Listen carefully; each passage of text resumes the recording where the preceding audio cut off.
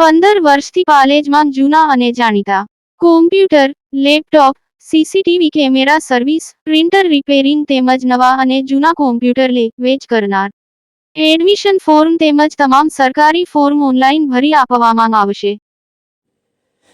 આમોદમાં આગામી મોહરમ પર્વને અનુલક્ષી શાંતિ સમિતિની બેઠક યોજાઈ.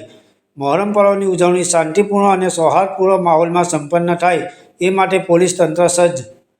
આગામી તારીખ 26 જૂનના રોજ મોહરમ પર્વની ઉજવણી શાંતિપૂર્ણ, સુવ્યવસ્થિત અને સૌહાર્દપૂર્ણ વાતાવરણમાં સંપન્ન થાય તે માટે આમોદ તાલુકા પંચાયતના સભાખંડ ખાતે પોલીસ ઇન્સ્પેક્ટર રાજેન્દ્ર કરમટીયાના અધ્યક્ષસ્થાને શાંતિ સમિતિ બેઠકનું આયોજન કરવામાં આવ્યું હતું.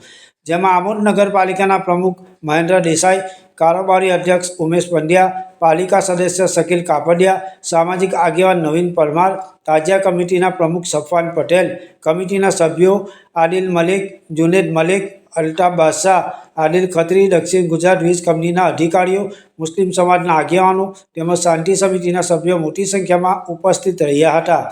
બેઠક દરમિયાન મોહરમના તાજિયા અને જુલુસના રૂટ અંગે ચર્ચા કરવામાં આવી હતી.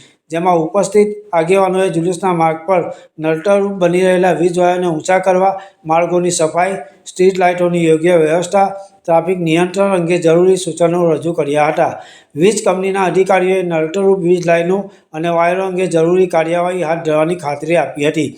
આમોદ પોલીસ ઇન્સ્પેક્ટર રાજેન્દ્ર કરમટીયાએ જણાવ્યું હતું કે મોહરમ પર્વ દરમિયાન કાયદો અને વ્યવસ્થા જળવાઈ રહે તે માટે પોલીસ વિભાગ દ્વારા પૂરતી સુરક્ષા વ્યવસ્થા ગોઠવવામાં આવશે. તેમજ તમામ સમાજના આગેવાનોને પરસ્પર સહકાર, ભાઈચારો અને શાંતિ જાળવી પર્વની ઉજવણી કરવા અપીલ કરી હતી.